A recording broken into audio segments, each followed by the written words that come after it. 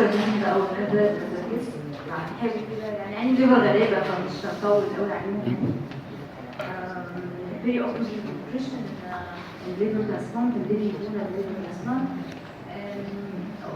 We all know that perioperative nutrition support is mandatory for hepatic patients, but it's not widely performed or practiced in our medicine. These patients need not to be fed, but rather how to feed these patients. Malnutrition evolves prior to the clinical signs in hepatic patients, and it represents protein energy malnutrition found in around 100% of our patients. And to resolve this problem, it will decrease the perioperative morbidity and mortality in these patients. So our goal for these patients are to correct the malnutrition states and to educate the patients and their caregivers to improve the quality of life and to reduce the cost of complications. As we know, the liver function is the marvelous for our. It removes the potentially toxic products, byproducts. It produces most of the protein needed by our body, produces most of the substance that regulates the blood clotting system. Also, it has a very important role to maintain the lean body mass by producing the more of the non-essential amino acid in our body. Failure of this organ will lead to this miserable picture of our miserable patients. The malnutrition in those patients may be due to decreased intake or the increase in metabolic disturbance in these patients, or we may be induced by doctors and physicians. They ask the patient not to take ما تاكلش سمك ولا بيض. بيقعدوا يعني في عيانين فعلا بيجوا بيقولوا لي انا بقالي سنه وسمع كلام الدكتور وبقالي سنه ما اكلتش بروتين خالص. It's very common mistake, and we are the doctors or physicians are a cornerstone in managing the protein malnutrition in those patients. So the metabolic changes include the carbohydrate metabolism. There is impairment of the there is insulin resistance, and there is a decrease in glycogen storage. Also, these patients suffer from deficiency of the polyunsaturated fatty acid and the essential fatty acid like linolenic and linoleic acid, omega-3 and omega-6 fatty acid, especially omega-3 fatty acid. There is deficiency also in the fat-soluble and water-soluble vitamins. Protein, there is increased catabolic state and destruction of this protein deficiency, especially in branched chain amino acid as leucine, valine, and isoleucine. Mineral deficiency, zinc deficiency, which is required at around 220 milligrams per day for these patients. There is a little bit available formula. The available formula is the zinc coated around 80 milligrams, which contains around 10 milligrams elemental zinc only. Also, to assess the nutritional assessment, zero nutrition assessment of the patient is not so difficult. All patients, hepatic patients, are malnourished, and so that the malnutrition should be a multimodal diagnosis for those patients. The subjective global assessment, anthropometric measure, laboratory values, and the hand grip strength may have values to assess malnutrition in these patients. Subjective global assessment has a specificity of 92% and the sensitive around 80% of the patient, predicting accuracy is around 90%. As regular body mass index, we can use it. Yes, we use it. We use it, but with a modification, as discussed in 2006. A cut-off value of 22 kilogram per meter square in non-ascitic patients, less than 23 kilogram per meter square in mild ascites, and less than 25 kilogram per meter square in patients with tense ascites. Already this subjective method. As regard mid-arm circumference, we have a rule in those patients and the tricep skin full thickness, from which we can calculate what's called the mid-arm muscle circumference, which was found to be decreased in 30% decrease in males and 40% decrease in females with moderate to severe liver cell failure. As regard the hand grip strength by device that can measure the maximum isometric contraction of the hand and forearm may have a role in this patient, but with only positive predictive value in 38%. So a lot of patients will be missed in our diagnosis. Circulating concentration of proteins produced by liver, but it's not specific. The only available in Egypt is the albumin. He halves 20 days, so it's very late to diagnose our patient with hypoalbuminemia. Triggered nutrition in chronic liver disease. To cope with this malnutrition, we should improve the dietary intake for these patients by giving them small frequent meals. Never to leave our patient to fast more than 6 hours. It's obsolete contraindication. Absolute contraindication to do that for these patients. Give zinc supplements are not less than 50 milligram of elemental zinc taken with the meal. Also, we should give them the fat-soluble vitamins, calcium, folic acid. With folic acid, we have a rule to prevent what's called the hepatorenal syndrome, as it chelates homocysteine, not only to improve platelet counts, as we all know. Nutrition in chronic liver disease.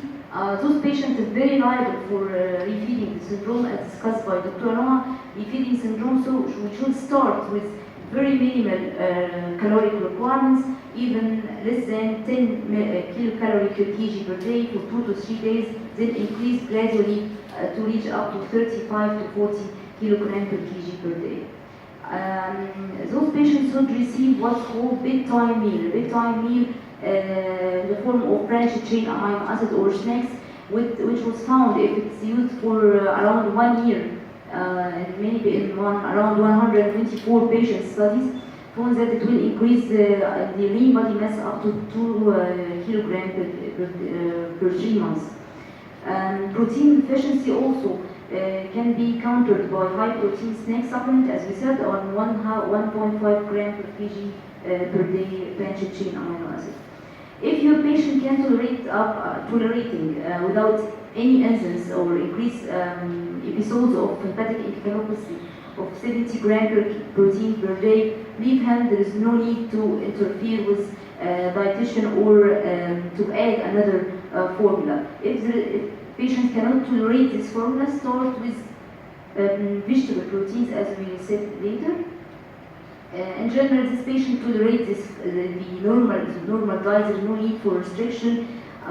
Also, in the intra-nutrition, start intra-nutrition, as Dr. Hanaa says that mean of what's called the oral nutrition supplementation or the nasogastric tube. Some patients should be postponed the transplant surgery for around 2 weeks or more, and we do it for more than around 12 patients in our unit. We postpone the surgery till we improve the general condition of the patients by giving him oral nutrition supplemented by parenteral nutrition, especially in patients with body mass index less than 18.5 and subjective global assessment grade C, plus or minus serum albumin, as it has no role for diagnosis for those patients. And a study done by Italian in 2012 found that they have lower patients who receive good enteral and parenteral nutrition in the preoperative liver transplant has a good outcome and less post-operative complication.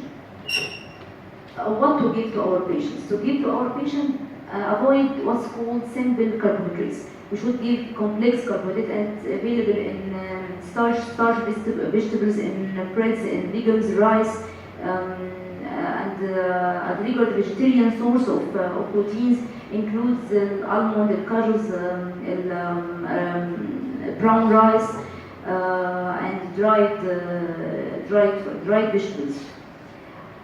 As regards the historical treatments, as some physicians still use till now, that to restrict proteins, it's absolutely contraindicated to do protein restriction even in encephalopathic patients.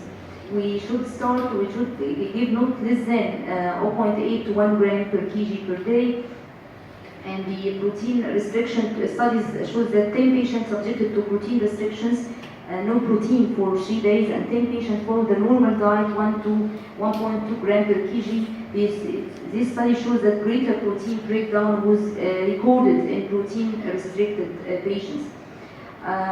The branched chain amino acid supplementation effective or not? Yes, it's effective, but not affect the survival, including all the available, the cottage cheese, the milk, meat, cheese, poultry. Branched chain amino acid found to promote protein synthesis, suppress the protein catabolic state in those patients, and the substrate for what's called gluconeogenesis. To maintain the ratio in those patients, this ratio between branched chain amino acid and the aromatic amino acids, which is called the Fisher ratio, the expected ratio should be 3.5 to 1. In hepatic patients, this ratio is decreased to 1 to 1. So this patient should be supplemented with inter or parental formula of branched chain amino acids. Also, branched chain amino acid 11 randomized trial show that branched chain amino acid significantly increase the number of protein of patients improving from hepatic encephalopathy at the end of treatments. There is no evidence that the branched chain has an effect on survival, but it's hypothesis that branched chain amino acid, when consumed in the daytime, may be utilized as a source of calories, where nocturnal branched chain are utilized for protein synthesis, and this is why we give the patients at the bedtime any source of branched chain amino acid. So, how much protein to give? In patients with grade 3 to 4 hepatic encephalopathy, don't stop to give them branched chain amino acid or proteins, but never to be less than 40 gram per day, or 0.5 gram per kg per day. If the patient if available branched chain amino acid, give 0.2 to 1.2 gram per kg per day branched chain amino acid. In grade 1 to 2, we can give up to 1.5 gram per kg per day as tolerated. This is the sum up of the use of branched chain of hepatic encephalopathy, as it will have a role in improving the peripheral catecholamine synthesis. Also, it has a competitive inhibition of the aromatic chain across the blood-brain barrier in hepatic patients, improving the contrast level and the hepatic encephalopathy grade in those patients. And prior to transplant, according to the patient, if the patient is severe, has mild hemodialysis, if the patient has a cholestatic patient, if the patient has ascites and severe ascites and edema, compensated or not compensated, frequent hepatic encephalopathy or not, all this will modulate the nutrition which we will supplement to those patients. As regards the post-transplant period, we should start enteral or oral nutrition within 12 to 24 hours, as long as there is no risk or for the patient to be reopened. There is, as a patient the first day, we examine the patient, the EPG of the patient, to see if there is any lactic acidosis, expecting re-exploration again. We wait till 24 hours. We start early for this patient, and we continue for the treatment for at least 28 days, as long as this period is a very risk period of hypercatabolic state in this patient. Immediately following the transplant, following the first 6 hours, the liver, during this period, the liver preferentially uses fatty acids, oxidation for ATP generation, and after that, when the transplanted liver have normal function, substrate utilization shifted to the glucose. It's crucial to maintain the hemoglobin A level, the A1C level before transplant less than 7%, and any patient higher than that should be postponed to control this level less than 7%. As regards the acute post-transplant energy requirements, this patient need a higher amount of energy requirements according to basal energy expenditure. In the first day, a relatively stable nitrogen balance was achieved. Most of the patient, if the graft is taken well, on the fourth post-operative day. Many studies have shown that the impact of sarcopenia, which is the deficiency of the muscle lean body mass of those patients, low skeletal muscle mass, was an independent risk factor for this after transplantation. In the post-transplantation nutrition guidelines, shows that the short term, which is within 2 weeks post-transplant, we should increase caloric requirements of 150, 175, and those patients can receive up to 50% of the diet in the form of fat diets, essential fatty acids, and proteins up to 2 grams per kg per day, could be decreased later on 1 gram per kg per day. The calcium and vitamin D supplement is mandatory for those patients.